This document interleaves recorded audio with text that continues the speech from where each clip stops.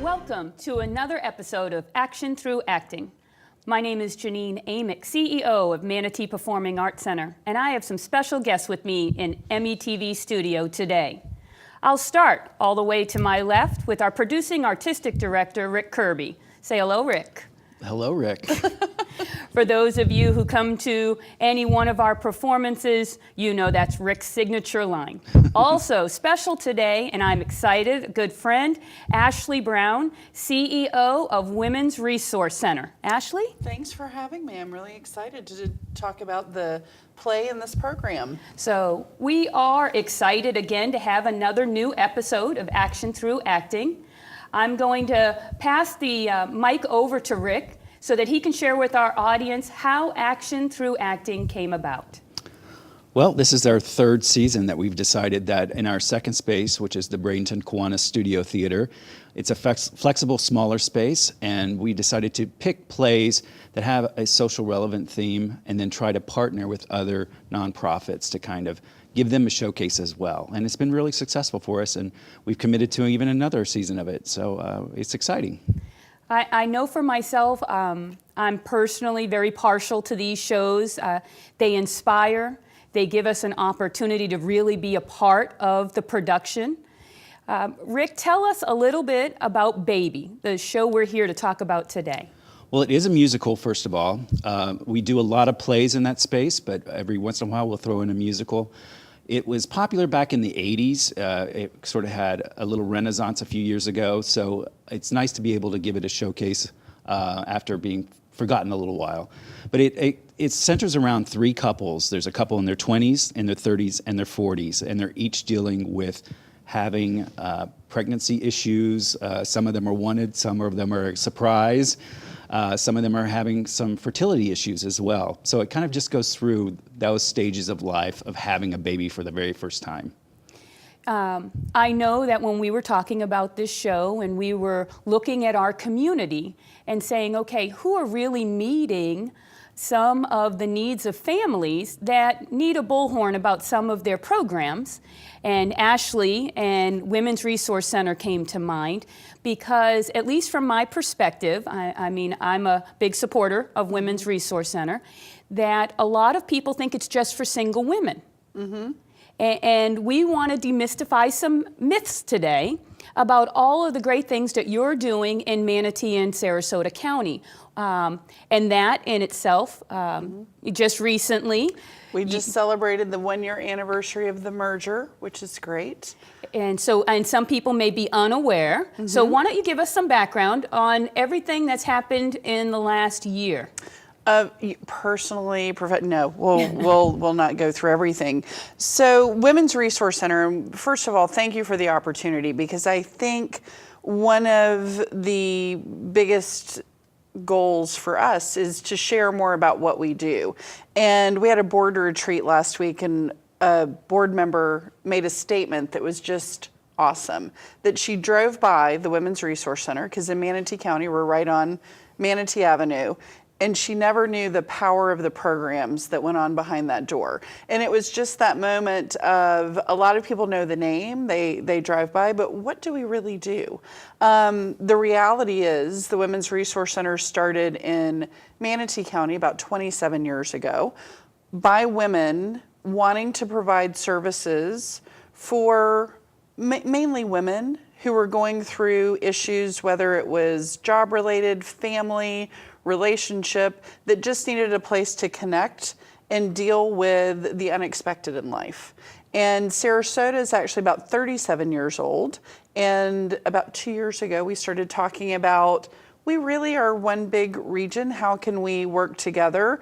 And as the conversations went on, it just made the most sense to merge our organizations. So that became effective last January, and it's been a year of growth and learning. And so many of the things we do as an agency programmatically, we've been having to apply to ourselves as we go through transition, which I think it's beautiful that this play talks about families struggling with or dealing with the unexpected.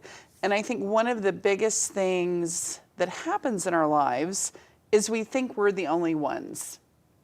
Fertility is one of those big things of when that's the issue a couple has, it's very isolating to see, well, my friend Janine was able to get pregnant and all of my friends are having babies and this is happening. So all of the emotional pieces that go into our lives, when we start to feel isolated and thinking that this is only us, it's so empowering to connect with another group of people that's like, oh, it's not just me. You have a similar issue or you're dealing with something. And I think that's a really great thing that we do at the center is bring the community together to talk about things that are affecting people. That's right in line with really part of the purpose of live theater, at least through action, through acting. Mm-hmm. It's about gathering the community together and starting conversations, mm-hmm. inspiring them to be a part of making change. Mm-hmm. And so, Rick, you told us that it's 20-year-olds, 30-year-olds, 40-year-olds, three mm-hmm. couples. You gave some insight. Tell us now, some people have come to our small space.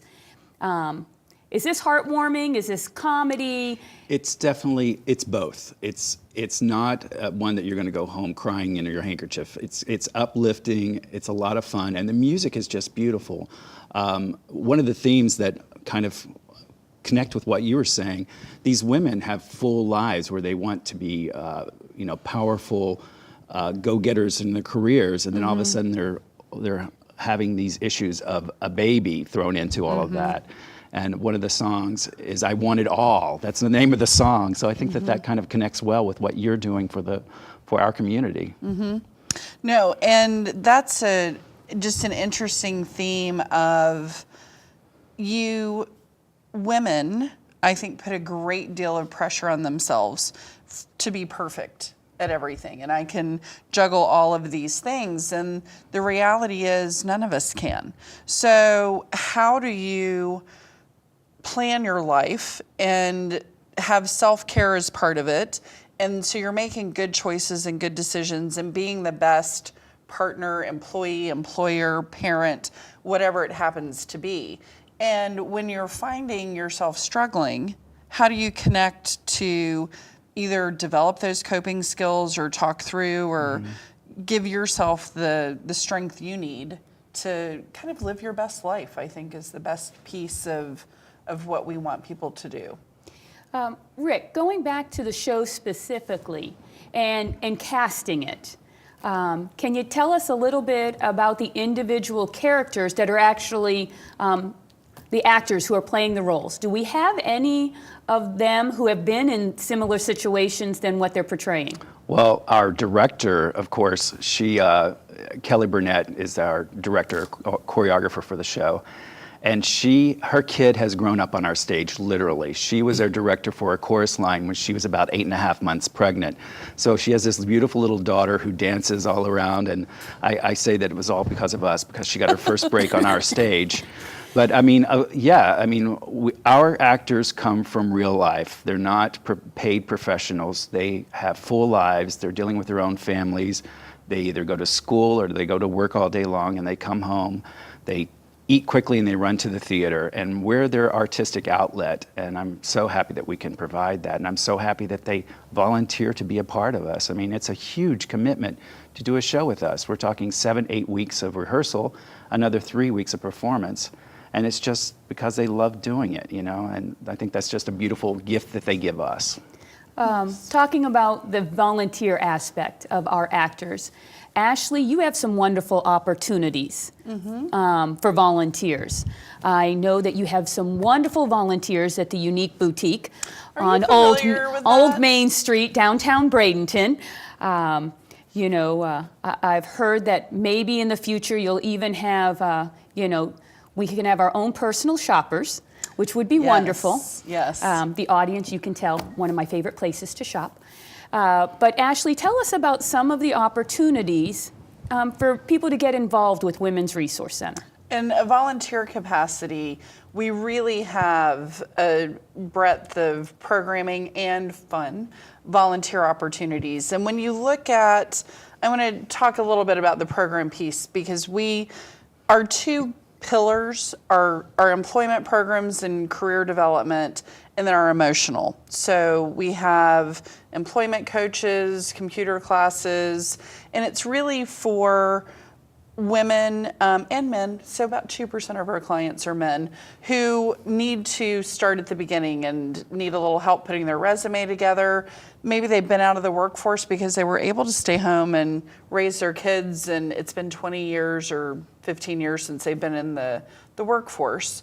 And the second piece of the emotional component is affordable mental health counseling, couples counseling, support groups, etc. So we have volunteers in both of those programs doing mentoring, the one-on-one computer classes, mock interviewing. We have a wonderful career closet in both the Sarasota and Bradenton office where women can come in and get up to 5 outfits for a new job. So all of those are fun volunteer opportunities. With the mental health component, we have licensed mental health counselors and licensed clinical social workers. We have a couple that volunteer, and all of them are volunteering in some capacity because of how they're working with us at such reduced rates. If you're really wanting one-on-one client interaction, you can work at the front desk or as a peer advisor, and you're actually meeting with clients to help them with whatever their presenting need is and pointing them in the right direction for taking those steps to move forward in their lives. Then the Unique Boutique. It is our resale shop in downtown Bradenton, and you are going to be our first personal shopping client because it's a wonderful little gem in downtown, and we get great clothes. And thank you all for the donations that come in for stocking the career closet and the boutique. But we have 30 volunteers that work there. So we have one staff person at the boutique. And with the center regionally, we have 13 employees between part-time and full-time and about 100 volunteers. So we're really rely on our volunteers like you do as well. I love raising my family in this community because truly, not only are there great gathering spaces, but really there's a sense of community amongst the nonprofits collectively and collaboratively working together. When Rick brought to me and we sat down and we had this show called Bark, Marilyn Howard was actually the executive director of Manatee Community Foundation at the time, and she said, wow, what an opportunity to tell a great story from the stage, and really use it as a bullhorn for a nonprofit to be able to get exposure, as well as we hope that you have a wonderful base of clients that want to support you by coming to the show, and now all of a sudden they're supporting their next door neighbor who happens to be a volunteer actor or actress on stage. And so, just going full circle, paying it forward in one process or another, and being able to do that. Rick, why don't you talk about, you said that the process takes about 7 weeks to launch a show.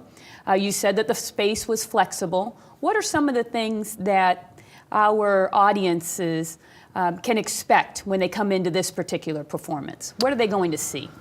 Well, it's really a pared down as far as set. We have a great set designer for that space who loves to do giant sets in a very tiny stage. But for this one, it's more about your imagination taking you quickly from place to place. And there's very pared down furniture. However, we know that our favorite set designer, Ralph, will have to throw in a few wrenches in there to make it a little more splashy. But there are those 6 characters that we talked about, but there's another 5 or 6 who kind of come in and play a host of different, doctors or neighbors. So they'll come and go with a lot of very quick, fast changes. I love that space for the flexibility that you mentioned before. We can make it in the round. We can make a proscenium. We found that our most comfortable way of doing it is on the long way of the theater, which gives us a few more seats that we can put people in there. But that's one of the exciting things about it. You never know if you're a subscriber in there, when you're walking into that room, part of the fun of it is how are they going to take me to the next, how is this play going to transform me? What have they done to that space? I know that also, you're talking about our special designer in there, Ralph, and some of those little things that he's done in the past actually make you feel as though once you're walking in, you're part of the production. He loves to take it not only in the set area, but surround the audience with this sort of setting and ambiance for whatever play that might be. Yeah. And as part of, once people walk in, it's giving them an opportunity to get involved and be a part of change. And so, Ashley, every evening that the performance is going on, people will be able to interact with some of your volunteers and pick up information. Tell them, what are some of the classes that you have up and coming over the course of this spring and into the summer? We have our core programming that goes on week in and week out, and that is everything from the mental health counseling appointments. We do a weekly support group on evaluating unhealthy relationships, very exciting. That's one of our partnerships with Hope Family Services. And the yoga classes, the one-on-one employment coaching, all of that happens the same time every week. So you can get a calendar to see those. But then we sprinkle in the special programs. We have author series. We have a couple of different ones on, one of my favorites is one of our counselors in Sarasota, Karen Koenig, does kind of not fighting with your food and how to eat healthy and the body image and all of the things that get in our way. Then we have George Schofield, who talks about resiliency and the retirement age and how to live well beyond your 50s and what we need to be thinking about. It's not just about the money, it's about our adaptability and all of that. We have a wonderful new website at mywrc.org that people can go on and read descriptions about the classes and the special programming. We also have financial empowerment continues to be a topic, especially for women. And this is just empirical data shows us that even happily married, college educated, engaged women, more than 50% of them take a back seat in the financial decisions, whether because they don't want to.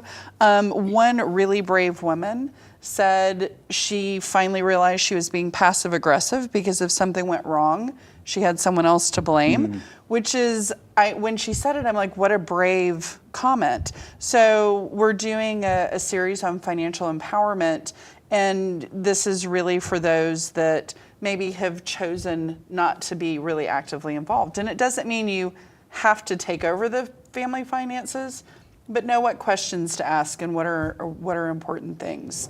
And I think one of the biggest things for people to know is that we're a great starting point. If somebody is struggling with something, we're a great first call of, this is what I'm going through, what are the steps I should take? And it's usually not that calm. Usually there's more angst in it.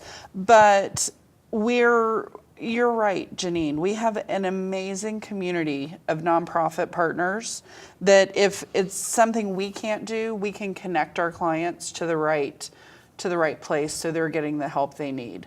And ultimately it comes down to, we all are responsible for our lives and our happiness. So we want to make sure to give those options and the push along the way so people embrace that things might have happened in my life, but I get to choose how I want this next stage to look, and it's all about my choices and my decisions. So there's really a lot that we do, and that's part of our rebranding with our merger was how do you say in a sentence when you really have a breadth of programming? And that's the METV crew put it up there for us. It's programs that fit your life because your presenting need is going to be different than mine that would be different from yours. So, you know, that's wonderful how you said that. And you talked about the choices because essentially, you know, you've got 3 couples in this particular production that are all having babies. But because of the generation differences, they're all making choices a little differently. I mean, you know, being a mom myself, you know, my 9 months, pretty much the same, you know, from, you know, there's a baseline that we're all going through the same things, but how you're handling those things because of your day-to-day circumstances are entirely different. And so that's wonderful how you're able to just, you know, enrich lives by saying, we're going to meet you where you are and help you with a roadmap to get to where you need to be a better you. Right. You know, and so that is wonderful. You know, Rick, I want to take a couple of more minutes so that you can share. In addition to Baby, we've got some other great shows coming up, as well as you shared with the audience, we're committed to doing Action Through Acting again next year. Without giving away everything, but tell us about some up-and-coming themes that we're also going to be sharing with our audiences. Well, we're excited that, of course, February is Black History Month. So a year from now, we'll be doing a play called Old Freedom, which kind of tells the stories and songs of the Underground Railroad. Coming up in next month, we'll be doing a play called 2.5 Minute Ride. We had originally had a play called Good that we were going to collaborate with the Holocaust Museum. Unfortunately, for various reasons, we had to find a new play, but this kind of still fits that idea. And it's very mobile so that we can pick it up and go to the Holocaust Museum and hopefully get a chance to perform it there as well. Again, reaching out to a wider audience for us. And then we also have that second stage, and I'm going to do a push for, I'm directing Hunchback of Notre Dame right now, and it's going to be a really special show. It kind of answers the question, are you a monster or a man? You know, looking at Quasimodo and his disabilities and how he overcomes them. And it's a really heartwarming and a beautiful, beautiful show. And share with our audience, we have all kinds of generations who watch these episodes. Is Hunchback of Notre Dame family friendly? It's based on the Disney animated film. It's a little darker, but Okay. I would say probably 12 and up, it's appropriate. Okay, great. And again, I love it because, you know, it's the storyline, as you said, is heartwarming. The songs are amazing in both Baby and in Hunchback. But both of them, you know, really have a theme behind them about we want people when they leave the Performing Arts Center to feel inspired to help make change in our community. It's about educating as well as entertaining. Yes, I like that. educating as well as entertaining. Well, So- and to tie, so Lillian Elliott, who's my new wonderful director of operations, who's cringing because she's sitting in our audience today. But one of the things that she and I talk about a lot is perspective and the beauty of perspective, because more so than ever, we need to be able to understand people's different perspectives to have conversations about how we collectively work on things. And I think that this gives a great opportunity in a very non-threatening way to talk about topics. So I think it's a really cool thing you guys do. And is this one of the materials that we'll get to see at your table when you come? It is. It is the new My WRC magazine. Very good. Make sure tie you in there. So, and we did a picture. We're really proud of wanting to create something that's informative and engaging. And certainly you can find our programs in here, but really it's about the topics that our clients and our community are interested about. So yes, you can pick this up along with calendars. Rick, Ashley just reminded me of something that I really want to make sure that our audience is aware of that one of the reasons behind Action Through Acting is because it does provide us opportunities to have conversations with people that otherwise might be taboo. We talked about dementia this past season and Alzheimer's. And how, from a producing artistic director, how has that made you feel that you've seen audience members go into shows and totally be transformed through the process of seeing a production and come out with a different mindset? Well, I think the best example that I can think of is the play that The Father that you mentioned before that was about dementia.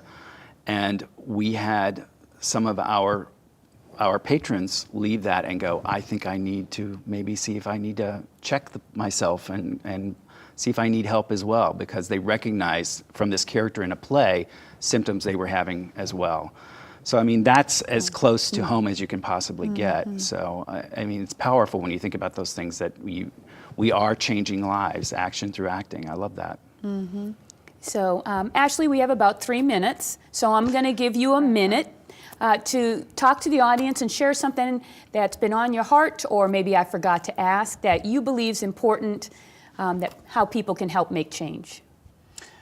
Well, geez, there's a big question. I mean, there's a lot that's been on my heart. You know, I think that the thing that I want everyone to understand, and whether you're a woman or you're a man, is that every person has their struggle. And being able to feel comfortable connecting when you need a little help, I think is really important. I think we live in a time that everything's very visible, and I can go on Facebook and say, oh my gosh, Janine has a perfect life and look what she's doing, and da-da-da-da-da. I can ask you 2 questions that'll disprove that pretty quickly. I mean, it's just, the reality is we all have things, and life is constantly transitioning. And if you're resilient and adaptable and all of that, and you have a great support system, awesome. But if you find you need a little help along the way, the Women's Resource Center is that place. So I think that's important that we remind ourselves of that. And Rick, I'll turn it over to you. You know, as phenomenal the works that you've been bringing to the community through the Manatee Performing Arts Center. And everybody has seen something. What can you share with our audience that has inspired you the most through these programs we've been doing? Well, I was just listening to Ashley here, and I was thinking, what a wonderful acting piece that, you know, if we could, because I really think theater mirrors life, and they kind of go back and forth. And as actors, we draw on those experiences. And what a perfect show as Baby, you know, to have those, to talk to those people who have experienced that. I'm thinking about having you come in as a coach. Would you mind to come talk to some of our people? No, I'd be happy to. Giving my opinion, yes. Yeah, okay. Yeah, you have those experiences, and drawing on those experiences are important for actors, so yeah. So an opportunity, like you just said, education, character development, learning really how to take on that character. Well, as we wind down, I want to say thank you to both Rick and to Ashley for joining us in studio here today at METV. We are excited. Thank you, our audience, for joining us, those of you who are tuning in through the YouTube channel. But at this time, it's with admiration, I want to say thank you to METV and everyone here in studio who has really provided us an outlet to be able to share about action through acting. And we hope that you, our audience members, and those who are tuning in will join us at the Manatee Performing Arts Center.